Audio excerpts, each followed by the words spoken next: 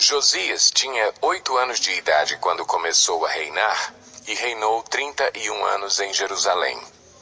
O nome de sua mãe era Jedida, filha de Adaías. Ela era de Boscate. Ele fez o que o Senhor aprova e andou nos caminhos de Davi, seu predecessor, sem desviar-se nem para a direita nem para a esquerda. No 18º ano do seu reinado, o rei Josias enviou o secretário Safã, filho de Azalias e neto de Mesulão, ao templo do Senhor, dizendo: Vá ao sumo sacerdote Hilquias e mande-o ajuntar a prata que foi trazida ao templo do Senhor, que os guardas das portas recolheram do povo.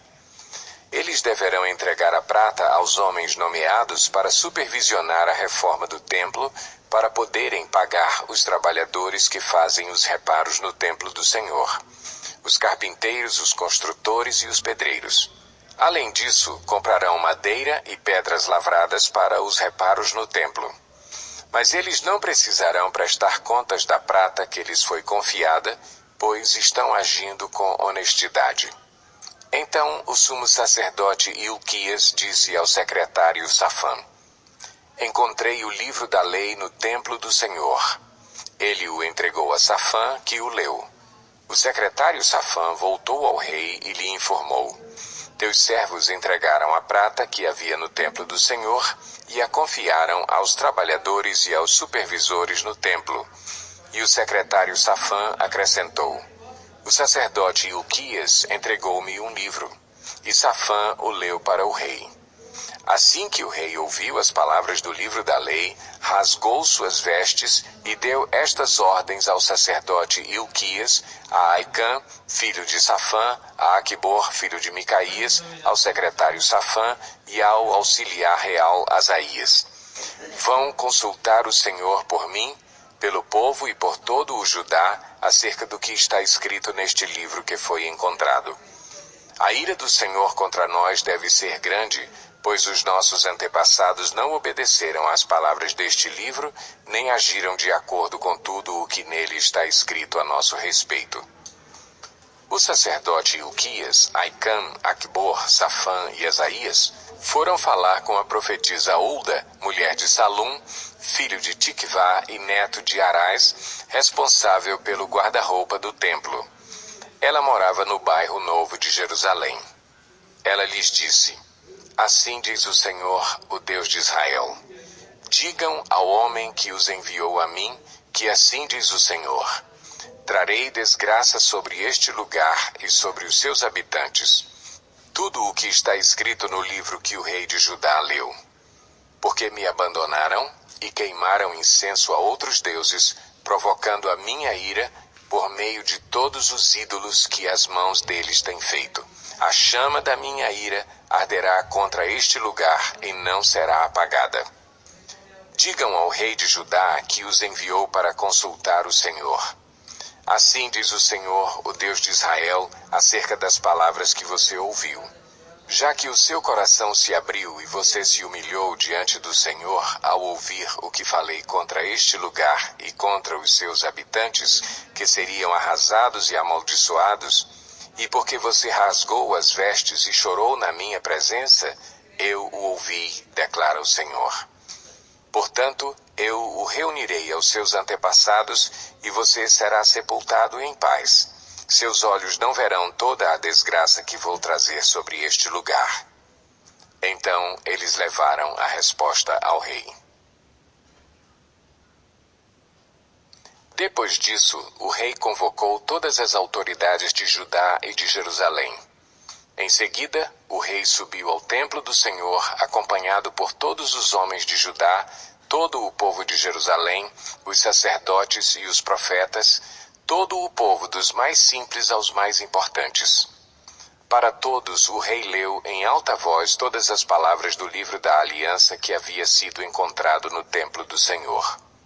O rei colocou-se junto à coluna real e, na presença do Senhor, fez uma aliança, comprometendo-se a seguir o Senhor e a obedecer de todo o coração e de toda a alma aos seus mandamentos, aos seus preceitos e aos seus decretos, confirmando assim as palavras da aliança escritas naquele livro. Então todo o povo se comprometeu com a aliança. O rei deu ordens ao sumo sacerdote Ilquias, aos sacerdotes auxiliares e aos guardas das portas que retirassem do templo do Senhor todos os utensílios feitos para Baal e Azerá, para todos os exércitos celestes. Ele os queimou fora de Jerusalém, nos campos do vale de Cedron, e levou as cinzas para Betel. E eliminou os sacerdotes pagãos nomeados pelos reis de Judá para queimarem incenso nos altares idólatras das cidades de Judá e dos arredores de Jerusalém, aqueles que queimavam incenso a Baal, ao sol e à lua, às constelações e a todos os exércitos celestes. Também mandou levar o poste sagrado do templo do Senhor para o vale de Cedron, fora de Jerusalém, para ser queimado e reduzido a cinzas que foram espalhadas sobre os túmulos de um cemitério público. Também derrubou as acomodações dos prostitutos cultuais que ficavam no templo do Senhor, onde as mulheres teciam para Azerá. Josias trouxe todos os sacerdotes das cidades de Judá e, desde Geba até Berseba, profanou os altares onde os sacerdotes haviam queimado incenso. Derrubou os altares idólatras junto às portas, inclusive o altar da entrada da porta de Josué, o governador da cidade que fica à esquerda da porta da cidade. Embora os sacerdotes dos altares não servissem no altar do Senhor em Jerusalém, comiam pães sem fermento junto com os sacerdotes, seus colegas.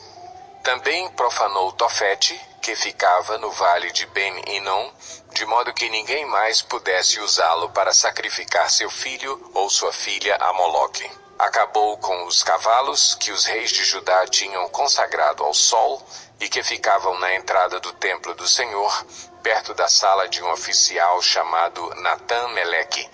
Também queimou as carruagens consagradas ao sol.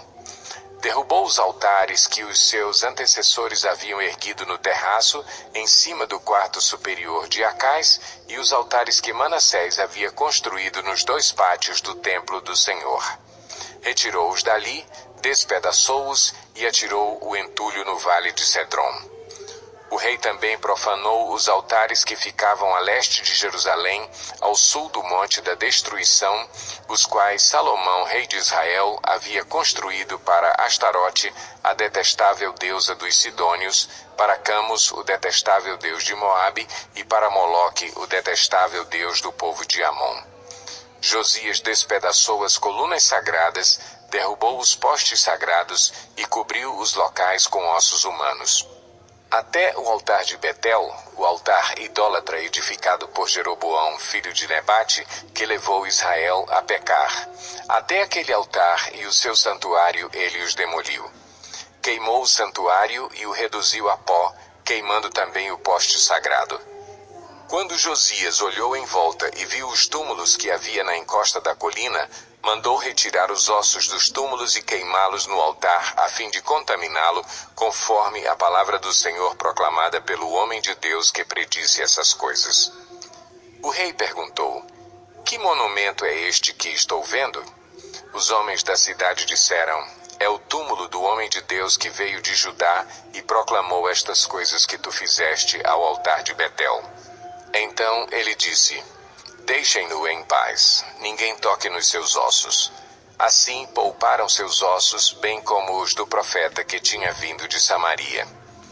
Como havia feito em Betel, Josias tirou e profanou todos os santuários idólatras que os reis de Israel haviam construído nas cidades de Samaria e que provocaram a ira do Senhor.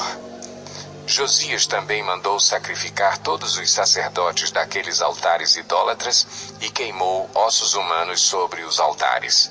Depois voltou a Jerusalém. Então o rei deu a seguinte ordem a todo o povo: "Celebrem a Páscoa ao Senhor, o seu Deus, conforme está escrito neste livro da aliança. Nem nos dias dos juízes que lideraram Israel, nem durante todos os dias dos reis de Israel e dos reis de Judá foi celebrada uma Páscoa como esta. Mas no 18º ano do reinado de Josias, esta Páscoa foi celebrada ao Senhor em Jerusalém." Além disso, Josias eliminou os médiuns, os que consultavam espíritos, os ídolos da família, os outros ídolos e todas as outras coisas repugnantes que havia em Judá e em Jerusalém. Ele fez isto para cumprir as exigências da lei escritas no livro que o sacerdote Ilquias havia descoberto no templo do Senhor. Nem antes, nem depois de Josias houve um rei como ele, que se voltasse para o Senhor de todo o coração, de toda a alma e de todas as suas forças, de acordo com toda a lei de Moisés. Entretanto, o Senhor manteve o furor de sua grande ira, que se acendeu contra Judá, por causa de tudo o que Manassés fizera para provocar a sua ira. Por isso, o Senhor disse: também retirarei Judá da minha presença, tal como retirei Israel, e rejeitarei Jerusalém, a cidade que escolhi, e este templo do qual eu disse: ali porei o meu nome. Os demais acontecimentos do reinado de Josias e todas as suas realizações estão escritos no livro dos registros históricos dos reis de Judá. Durante o seu reinado, o faraó Neco, rei do Egito, avançou até o rio Eufrates ao encontro do rei da Assíria. O rei Josias marchou para combatê-lo, mas o faraó Neco o enfrentou e o matou em Megido. Os oficiais de Josias levaram o seu corpo de Megido para Jerusalém e o sepultaram em seu próprio túmulo. O povo tomou Jeoacás, filho de Josias, ungiu-o e o proclamou rei no lugar de seu pai. Jeoacás tinha 23 anos de idade quando começou a reinar e reinou 3 meses em Jerusalém. O nome de sua mãe era Amutal, filha de Jeremias. Ela era de Libna. Ele fez o que o Senhor reprova, tal como os seus antepassados. O faraó Neco o prendeu em Ribla, na terra de Amate, de modo que não mais reinou em Jerusalém. O faraó também impôs a Judá um tributo de 3,5 toneladas de prata e 35 quilos de ouro. Colocou Eliaquim, filho de Josias, como rei no lugar do seu pai Josias, e mudou o nome de Eliaquim para Jeoaquim. Mas levou Jeoacás consigo para o Egito, onde ele morreu. Jeoaquim pagou ao faraó Neco a prata e o ouro. Mas para cumprir as exigências do faraó, Jeoaquim impôs tributos ao povo, cobrando a prata e o ouro de cada um conforme suas posses. Jeoaquim tinha 25 anos de idade quando começou a reinar, e reinou 11 anos em Jerusalém. O nome de sua mãe era Zebida, filha de Pedaías, ela era de Ruma. Ele fez o que o Senhor reprova, tal como os seus antepassados. Durante o reinado de Jeoaquim, Nabucodonosor, rei da Babilônia, invadiu o país e Jeoaquim tornou-se seu vassalo por 3 anos. Então ele voltou atrás e rebelou-se contra Nabucodonosor. O Senhor enviou contra ele tropas babilônicas, aramaicas, moabitas e amonitas para destruir Judá, de acordo com a palavra do Senhor proclamada por seus servos, os profetas. Isso aconteceu a Judá conforme a ordem do Senhor, a fim de removê-los da sua presença por causa de todos os pecados que Manassés cometeu, inclusive o derramamento de sangue inocente, pois ele havia enchido Jerusalém de sangue inocente e o Senhor não o quis perdoar. Os demais acontecimentos do reinado de Jeoaquim e todas as suas realizações estão escritos nos livros dos registros históricos dos reis de Judá. Jeoaquim descansou com os seus antepassados. Seu filho Joaquim foi o seu sucessor. O rei do Egito não mais se atreveu a sair com seu exército de suas próprias fronteiras, pois o rei da Babilônia havia ocupado todo o território entre o ribeiro do Egito e o rio Eufrates, que antes pertencera ao Egito. Joaquim tinha 18 anos de idade quando começou a reinar e reinou 3 meses em Jerusalém. O nome da sua mãe era Neusta, filha de Elnatã. Ela era de Jerusalém. Ele fez o que o Senhor reprova, tal como seu pai. Naquela ocasião, os oficiais de Nabucodonosor, rei da Babilônia, avançaram até Jerusalém e a cercaram. Enquanto os seus oficiais a cercavam, o próprio Nabucodonosor veio à cidade. Então Joaquim, rei de Judá, sua mãe, seus conselheiros, seus nobres e seus oficiais se entregaram. Todos se renderam a ele. No 8º ano do reinado do rei da Babilônia, Nabucodonosor levou Joaquim como prisioneiro. Conforme o Senhor tinha declarado, ele retirou todos os tesouros do templo do Senhor e do palácio real, quebrando todos os utensílios de ouro que Salomão, rei de Israel, fizera para o templo do Senhor. Levou para o exílio toda Jerusalém, todos os líderes e os homens de combate, todos os artesãos e artífices. Era um total de 10.000 pessoas. Só ficaram os mais pobres. Nabucodonosor levou o prisioneiro Joaquim para a Babilônia. Também levou de Jerusalém para a Babilônia a mãe do rei, suas mulheres, seus oficiais e os líderes do país.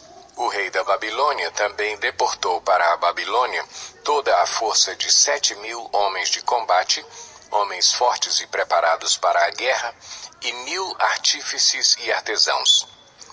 Fez Matanias, tio de Joaquim, reinar em seu lugar e mudou seu nome para Zedequias.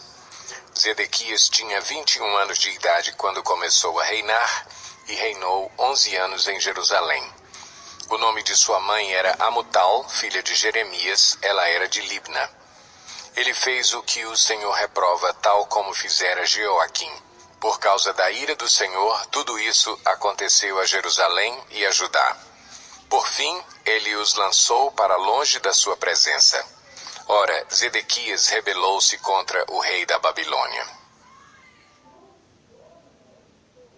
Então, no 9º ano do reinado de Zedequias, no 10º dia do 10º mês, Nabucodonosor, rei da Babilônia, marchou contra Jerusalém com todo o seu exército.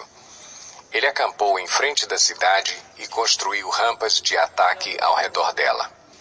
A cidade foi mantida sob cerco até o 11º ano do reinado de Zedequias. No 9º dia do 4º mês, a fome na cidade havia se tornado tão rigorosa que não havia nada para o povo comer. Então o muro da cidade foi rompido e todos os soldados fugiram de noite pela porta entre os 2 muros próximos ao jardim do rei, embora os babilônios estivessem em torno da cidade. Fugiram na direção da Arabá, mas o exército babilônio perseguiu o rei e o alcançou nas planícies de Jericó. Todos os seus soldados o abandonaram e ele foi capturado. Foi levado ao rei da Babilônia em Ribla, onde pronunciaram a sentença contra ele. Executaram os filhos de Zedequias na sua frente, furaram os seus olhos, prenderam-no com algemas de bronze e o levaram para a Babilônia.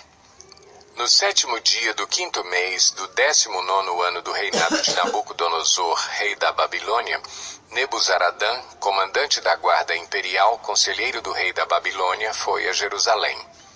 Incendiou o templo do Senhor, o palácio real, todas as casas de Jerusalém e todos os edifícios importantes. Todo o exército babilônio que acompanhava Nebuzaradã derrubou os muros de Jerusalém.